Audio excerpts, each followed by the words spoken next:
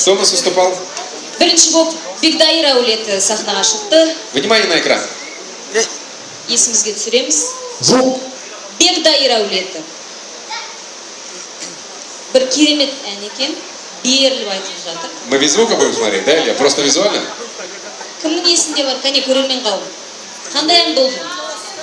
Қымда, өзіңе ғана, ашылып айтайын.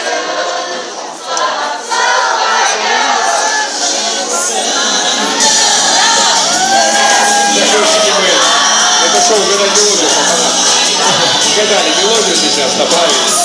Сегодня Бегдайыр.